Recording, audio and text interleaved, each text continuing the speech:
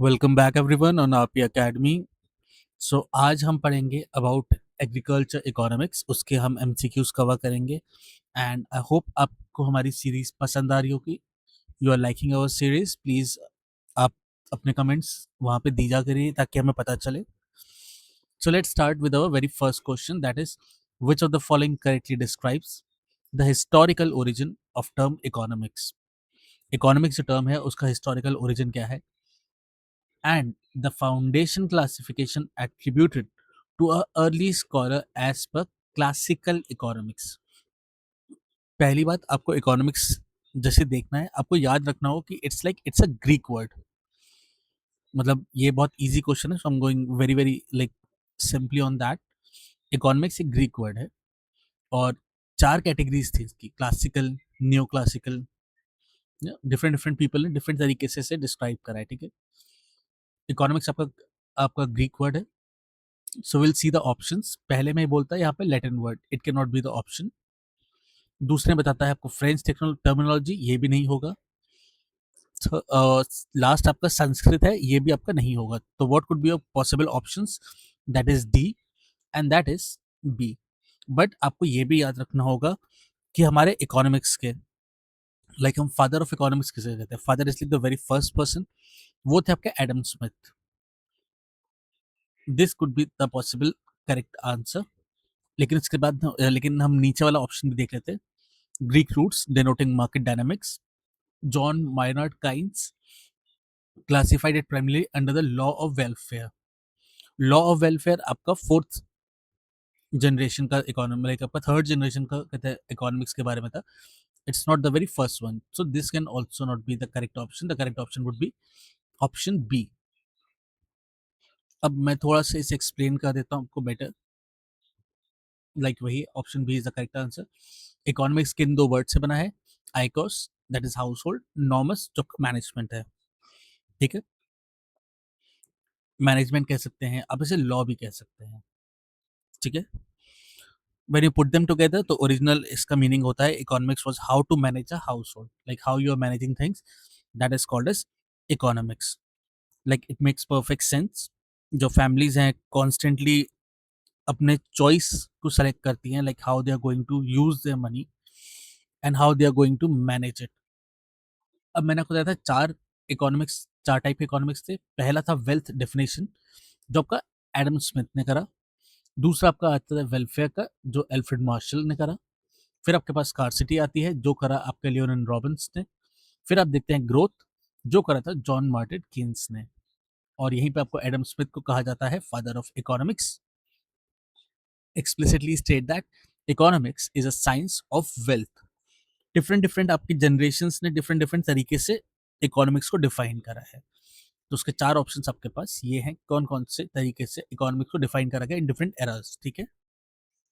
So now we will see our second question, that is in agriculture production economics. Agriculture economics production के अंदर कौन सा एक fundamental area of study होता है, जिसे आप स्टडी करते हैं, जो डायरेक्टली इवेल्युएट करता है स्ट्रेटेजिक एलोकेशन प्रॉब्लम्स को, जहां पे फार्मर को डिसाइड करना है कि क्या वो अपने पैडी फील्ड कल्टीवेशन को एक्सपैंड करे या फिर ट्रांजिशन करे toward sugar production under the limited land resources. जो उसके पास लिमिटेड लैंड रिसोर्सेज है उसके अंडर में वो क्या करे। तो हम पहले अपने ऑप्शंस को रीड करते हैं। जो पहला ऑप्शन आपको कहता है वो कहता है फैक्टर टू फैक्टर रिलेशनशिप। अब ये क्या होता है, ये डील करता है आपके इनपुट सब्स्टिट्यूशन से। It deals with the input substitution, machinery versus labour. तो इसमें आपको क्रॉप का चॉइस नहीं मिलता है। It's not about crop. Factor two factor में क्रॉप के बारे में कहीं पे नहीं होता, मशीन टू लेबर के बीच में रिलेशनशिप ये होती है, ठीक है। It deals with the input substitution. Second option आपके पास आता है factor to product relationship. Factor to product relationship क्या होता है, ये भी आपका गलत हो जाएगा, क्योंकि इवेल्युएट करता है input to output ratio in one specific crop. कितना आपने उसमें लगाया, कितना आपको उससे मिला। तो ये भी गलत ऑप्शन हो जाएगा। सॉरी, मैंने टिक लगा दी इन पे, बट इट्स रॉन्ग, ओके। फिर आपके पास आता है option size of farm dynamics. Size of farm dynamics ये भी नहीं होगा। ये रिलेट करता है फिजिकल फार्म एक्सपेंशन से, इसको क्रॉप सिलेक्शन से कोई लेना देना नहीं है, ठीक है। So it is also incorrect. फिर आता है return on scale matrix. Return on scale matrix ये आपका मेजर करता है output charges when all the input increase proportionally. Like proportionally आप इंक्रीज को कहते हैं, इंक्रीज कर रहे हैं अपने इनपुट्स को, तो उससे आउटपुट बढ़ रहा है। इसका भी क्रॉप से कोई लेना देना नहीं है। So what would be the correct answer? It would be product to product relationship. Now why product to product relationship? Like agriculture production जो आपका होता है, like will move on to next page.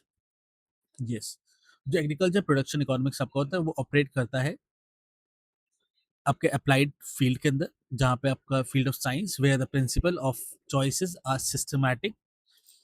ये अप्लाई करता है allocation of capital, land labour land labour और आपके management resources को to organise a farm. Like जो फार्मर होता है वो ऑपरेट करता है with the limited resources like land labour capital से। Economics model the farm management decision using three primary what we call as relationship. पहला आपका होता है फैक्टर प्रोडक्ट रिलेशनशिप, जहाँ पे ऑप्टिमाइज करते हैं आप input for the single crop. दूसरा होता है फैक्टर टू फैक्टर रिलेशनशिप, यहाँ पे आप डील करते हैं by substituting input to minimize the cost. तीसरा आपके पास होता है प्रोडक्ट टू प्रोडक्ट, यहाँ पे आप क्या करते हैं, डील करते हैं with the enterprise section and the competitive choices से। अब जो आपका होता है, लाइक आपका जो क्वेश्चन में एक सिनेरियो है जो पूछा गया है कि फार्मर चूज करता है बिटवीन पैडी या शुगर केन। अब पैडी या शुगर केन रिप्रेजेंट करते हैं दो डिस्टिंक्ट प्रोडक्ट्स को, और वो कम्पीट करेंगे सेम आपके लैंड के ऊपर। नाउ अब इसमें दिक्कत क्या है? आपको पता है जो पैडी फील्ड होता है उसको पानी चाहिए होता है बहुत सारा, क्योंकि rice is like he needs water to grow. वहीं पे शुगर केन, जैसे कि आप आजकल इथेनॉल ब्लेंडिंग के बारे में आप देख रहे होंगे, लाइक हाउ वाटर स्कार्सिटी आपको इंडिया में देखने के लिए मिली in certain parts of Maharashtra. क्यों? क्योंकि वहाँ पे शुगर केन को, जो शुगर केन मिल्स है उनको शुगर केन चाहिए, एंड टू मेक एथेनॉल आपको शुगर केन उगाना पड़ेगा। तो sugar cane needs more water, वो भी वाटर के लिए करता है। सो दैट इज वाई ये चीजें आपको यहाँ पे देखने के लिए मिलेंगी, ठीक है। एंड इसके बाद यहाँ पे यही है, this falls squarely under the product to product relationship which addresses the operational question of what to produce। आप क्या प्रोड्यूस करना चाहते हैं ये आपको करना पड़ेगा, ये आपको देखना पड़ेगा, because both crops are competing for one thing। Okay, now we will move on to our next question, that is under the traditional approach to journal economics, the structural activity of economic system are divided into four main pillars. Which of these pillar is defined specifically as destruction of utility? अब destruction of utility क्या होगा? सबसे पहले हम देखते हैं, जो option हमारे पास है वो है प्रोडक्शन। अब प्रोडक्शन ये क्यों नहीं हो सकता? प्रोडक्शन रिप्रेजेंट करता है आपका क्रिएशन ऑफ यूटिलिटी, ये डिस्ट्रक्शन ऑफ यूटिलिटी नहीं होता है। So it will be a wrong option. Second आपके पास आता है एक्सचेंज। एक्सचेंज आपको बताता है utility geographically, like only moves the utility geographically और बाय ओनरशिप। एक्सचेंज आप इस तरीके से देख सकते हैं, ठीक है। तो it will also be a wrong option. Third आपके पास आता है डिस्ट्रीब्यूशन। डिस्ट्रीब्यूशन होता है सिंपली एलोकेशन, जो आपकी क्रिएटेड यूटिलिटीज हैं अमंग द पार्टिसिपेशन। जिन जिनने पार्टिसिपेट करा है आप उन्हें एलोकेट कर रहे हैं, आप डिस्ट्रीब्यूट कर रहे हैं अपनी चीजों को, that is also not coming in to destruction of utility. फिर आपके पास आता है ऑप्शन ई। ऑप्शन ई में आपके पास आता है enterprise, it is a factor of production, not one of the four traditional, like जो फोर ट्रेडिशनल आपके पास पिलर्स होती है उनके अंदर तो ये बिल्कुल भी नहीं। So it can not be the option. So which what is the correct answer? It's consumption. Why consumption? जो ट्रेडिशनल अप्रोच थी of the economic divides the system into like four structure like distinct production. चार pillars से आपके production, exchange, distribution और consumption. ये सारी की सारी एक्टिविटीज इंटरकनेक्टेड थी, like describe as a life life. एक किसी भी गुड का एक लाइफ साइकिल होता है, तो ये उसके अंदर आती है, ठीक है। Let me just move to next page. Option आपका कंजम्पशन है। तो चार यहाँ पे आपके कंपोनेंट्स होते हैं। Consumption that represent the destruction of utility, production represent the creation और addition of the utility, distribution बताता है involving the share of whatever it's produce among the factors, exchange होता है signifies the transfer of good from one place to another.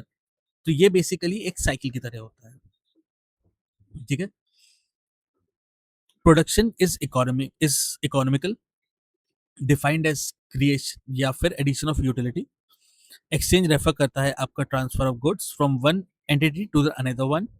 Distribution आपका होता है sharing of produce wealth among the factor of production. Consumption आपका आ जाता है is an act of using good to satisfy what human want. So that's why consumption को आपने कहा है destruction of utility, क्योंकि वो consume हो गया, it's being used over there, ठीक है।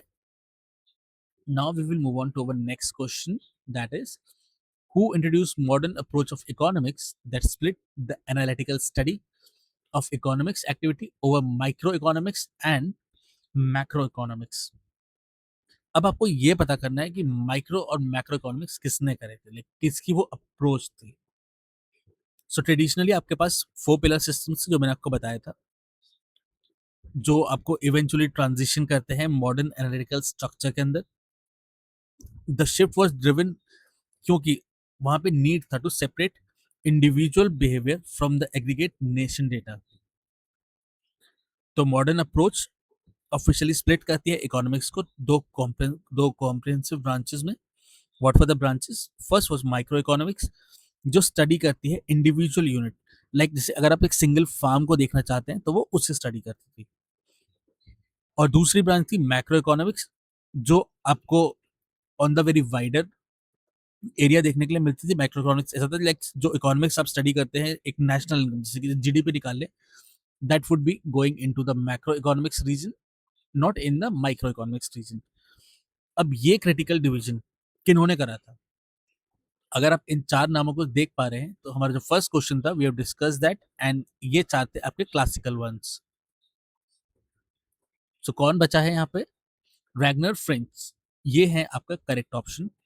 लाइक मैंने इसको ज्यादा एक्सप्लेन नहीं करा बिकॉज क्योंकि कुछ चीजें आपको याद भी होनी चाहिए, लाइक मैक्रो और माइक्रो कौन लाया, ये आपको नोट्स में मिल जाएगा, हमने इनको पढ़ाया भी है बार बार। नाउ ये कौन थे? This is a critical division, इन्होंने इकोनॉमिक्स थे, इन्होंने बनाया ये। Like first Nobel prize in economic science जो मिला था वो रैग्नर फ्रेंच को मिला था, ठीक है। ये इनके बारे में थोड़ा सा है। His classification system remains global standard for teaching and analytical economics, आज भी वो आज भी है हमारे साथ, ठीक है। So that's all about him and next move on to next page. Yes, classically 4 pillars के ऊपर ट्रेडिशन था, जो उसके बाद आपको मैक्रो इकोनॉमिक्स और माइक्रो इकोनॉमिक्स की जरूरत थी, जहाँ पे इन्होंने आए, इन्होंने आके इसको इंट्रोड्यूस करा। माइक्रो इकोनॉमिक्स स्टडी जो करता है एक्शन को, लाइक इंडिविजुअल डिसीजन, लाइक मेरे पास मेरा छोटा सा फार्म है, उसको मैं स्टडी कर रहा हूँ, दैट्स माइक्रो इकोनॉमिक्स। जो मेरी कंट्री है इंडिया, उसके बारे में सब कुछ चीजें देखी जा रही है, कितना प्रोडक्शन है, कितना हम कैसे ग्रो कर रहे हैं, so that is macro economics, ठीक है। Will move on to our next question, that is doctor Alfred Marshall provided an expansive definition for one of the primary factor of production. According to conceptualization, which factor encompasses not merely with the physical earth but the whole material and forces which nature gives freely for man aid। अब martial जो थे उनके definition of land क्या था, ठीक है। पहले एक बार हम ऑप्शंस को देख लेते हैं। सबसे पहला आपके पास ऑप्शन यहाँ पे लिखा है capital. So it's very incorrect. Why? क्योंकि कैपिटल रेफर करता है strictly to man made goods use in further production. ये मैन मेड गुड्स के हिसाब से कैपिटल आता है, it's not given by the nature. Let me just explain you the question was like the, यहाँ पे फिजिकल अर्थ ने क्या चीजें दी हैं उसको हम देखने जा रहे हैं, ठीक है। लाइक जो नेचर से हमें मिला है, जो फ्रीली एक एड मिलती है ह्यूमन को फ्रॉम द आपके what you call from the nature, ये वो देख रहे हैं। सेकेंड ऑप्शन आपके पास आता है labour. Labour will also be a incorrect option. Why? क्योंकि लेबर रेफर्स करता है एक्सप्लिसिटली टू ह्यूमन फिजिकल या मेंटल एफर्ट। आदमी कितना काम करना चाहता है, आप लेबर लेकर आए, वो कैसा काम करता है कैसा नहीं करता, ये उस पर डिपेंड करता है, it's not depending upon the nature, ठीक है। नाउ ऑप्शन आपके पास सी हम बात करते हैं, ऑप्शन डी हम पहले देखते हैं। ऑप्शन डी इज लाइक, ये भी इनकरेक्ट है क्योंकि एंटरप्राइज रेफर करता है to the human risk taking या फिर organisational ability to combine other factors, तो ये भी एक नेचर का देन नहीं है। मैनेजमेंट मैनेजमेंट भी नहीं होगा, क्यों नहीं होगा? क्योंकि manage is a subset of enterprises या फिर लेबर। ये एक नेचुरल रिसोर्सेज नहीं है। जो लैंड आपका है ये एक नेचुरल रिसोर्स है। थोड़ा सा और इनके बारे में हम बताते हैं आपको। Land is the right thing. जो आपका स्टैंडर्ड इकोनॉमिक थ्योरी था वो आइडेंटिफाई करता है चार प्राइमरी फैक्टर को ऑफ प्रोडक्शन। वो चार फैक्टर्स कौन कौन से थे? आपका लैंड था, लेबर था, कैपिटल था और एंटरप्राइज था।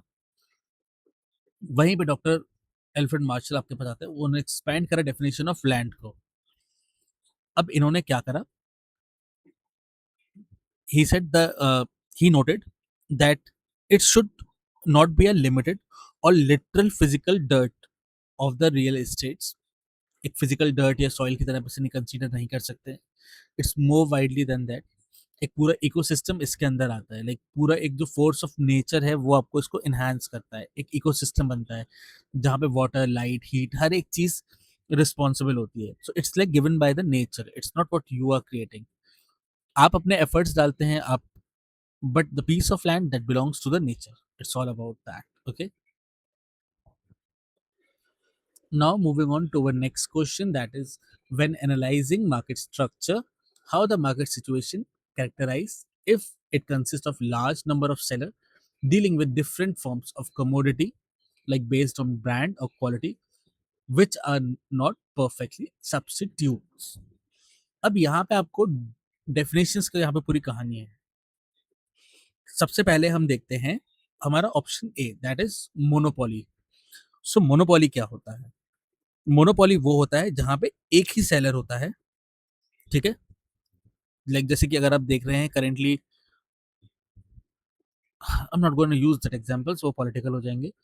But monopoly is the one person जो एक सेलर है, वही सब कुछ चीजों में डील कर रहा है। तो वहां पे उसी का राज चल रहा है, दैट इज मोनोपोली। यहाँ पे लिखा है consist of large number of sellers, तो it can not be the correct option. Second आता है option B, that is monopoly. Why it's not that?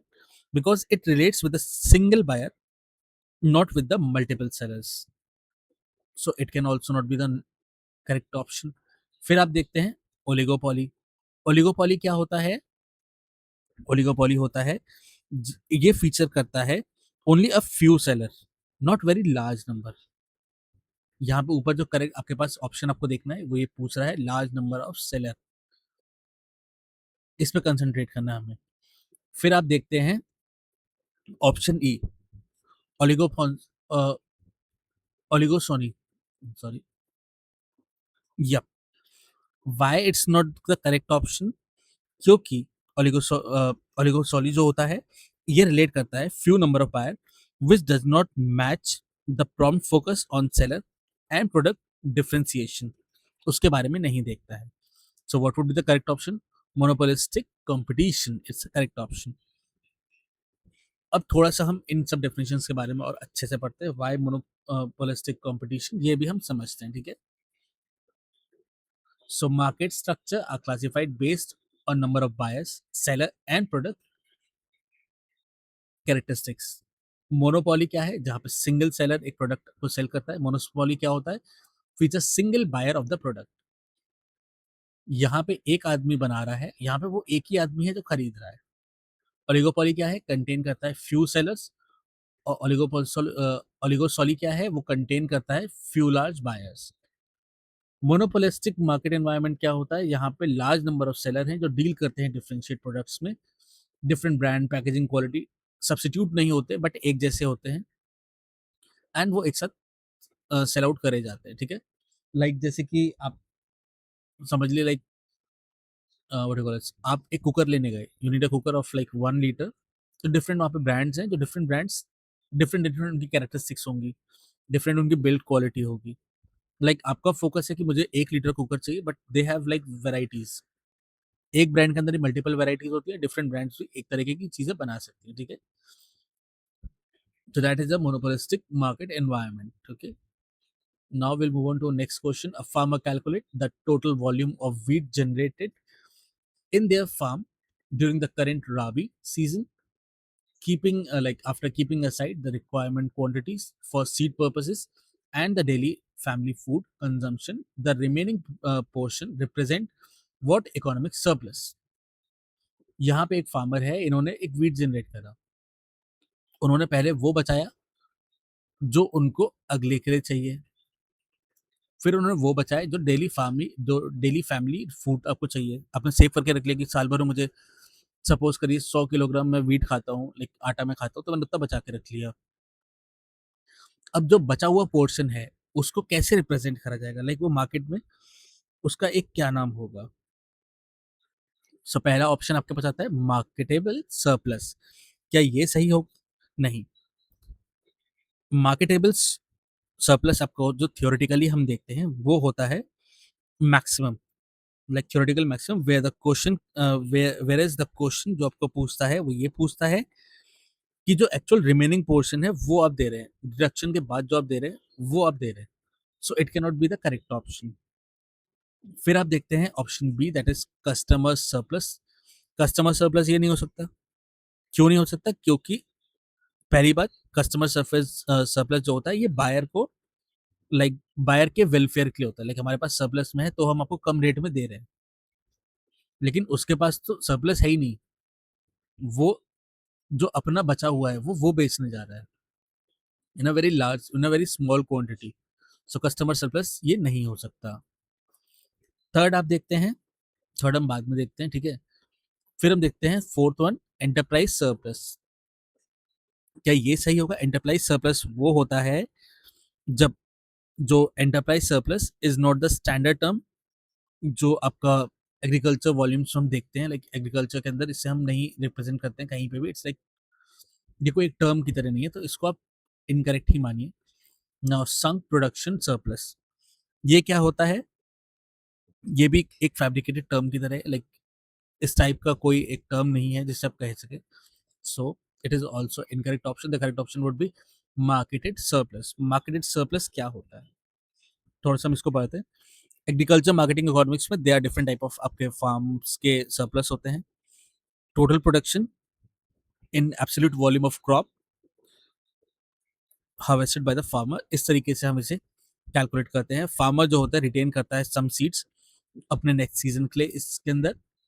यहाँ पे इसके बाद बाकी इसने बचाए पोर्शन जो वो खा सकता है। तो अब जो बचेगा वो बचेगा मार्केटेड सरप्लस। मार्केटेड सरप्लस क्या होता है? थियोरेटिकली ये होता है total amount of is like the total amount the farmer is able to sell, जो उसका टोटल प्रोडक्शन है उसमें से, ठीक है। Let's move to the explanation part. दो डिस्टिंक्ट सरप्लस टर्म्स होती हैं, जो आपकी मार्केटेबल सरप्लस होती है और मार्केटेड सरप्लस होती है। मार्केटेबल सरप्लस आपका होता है स्ट्रिक्टली डिफाइन करती है थियोरेटिकल पोर्शन, जहाँ पे टोटल प्रोड्यूस आपका होता है the current stock which the farmer is willing और able to sell. Mathematically it's equal to the total production. Like जितना भी इसने बनाया और जितना ये बेचना चाहता है, लाइक जितनी इसकी मर्जी है उतना वो बेच रहा है। Now marketed surplus क्या होता है? On the other hand, it's like the actual portion which is usually brought to the market at a particular time for sale. इसको कैलकुलेट करने के अपने तरीके हैं। That's like market surplus is equals to total production minus production of seed plus portion of daily use या फिर food जो आपने निकाला उसके बाद। Marketed surplus के लिए ये इसकी definition है। Okay.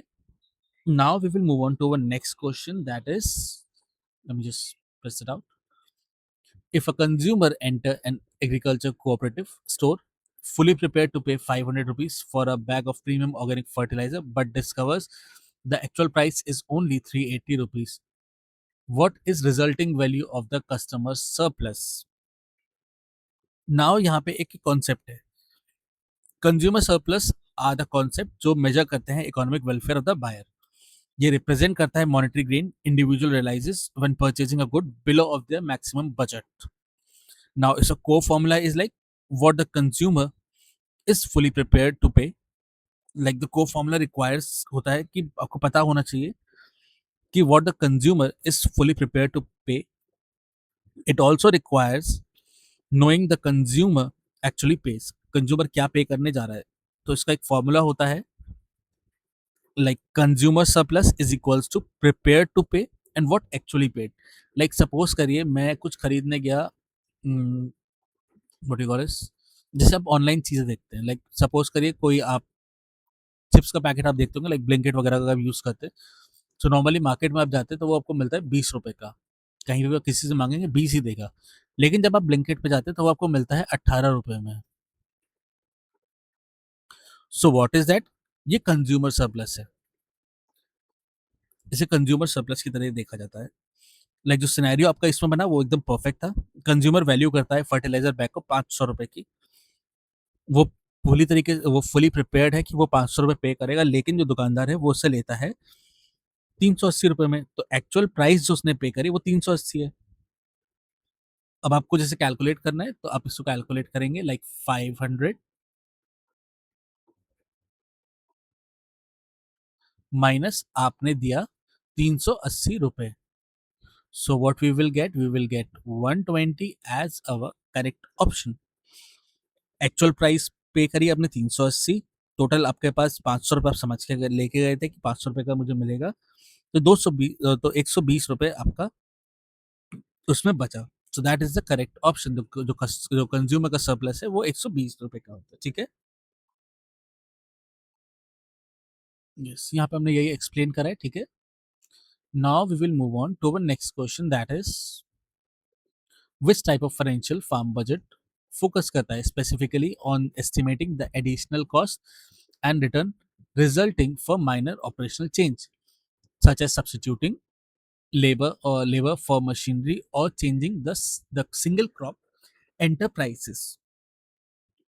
अब इसमें क्या होता है, फार्म बजटिंग जो आपको है वो आपको याद रखना है। पहले एक बार हम ऑप्शंस को देख लेते हैं, ठीक है। पहला ऑप्शन आपका है complete budgeting.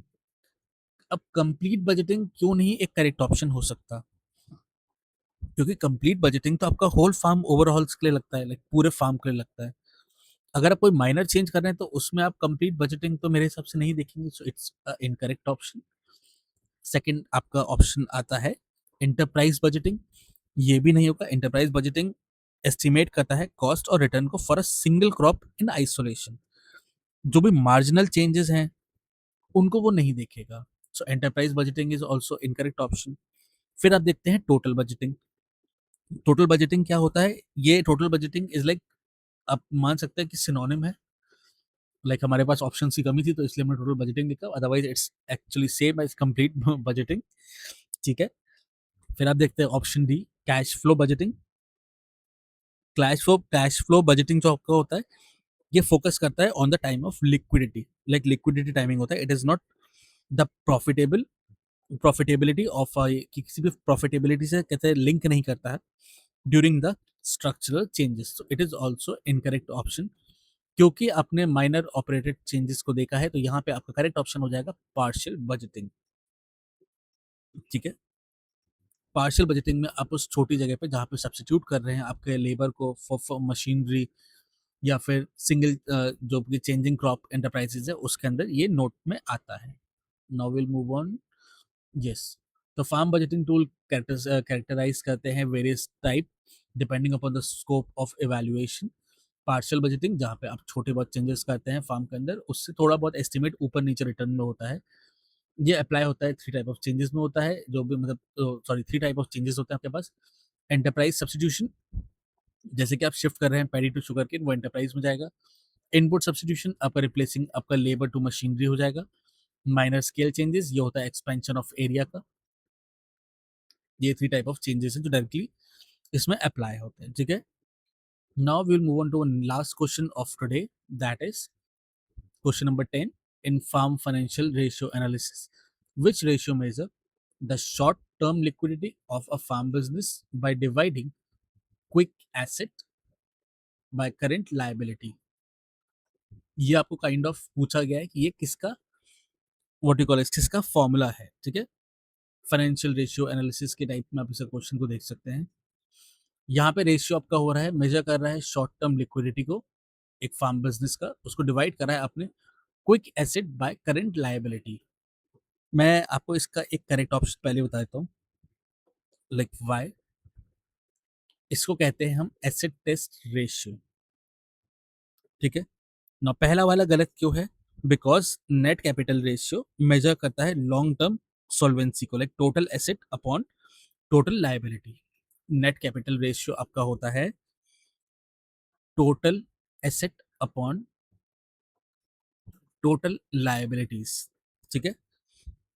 Now, what is current ratio? It is also incorrect, sorry.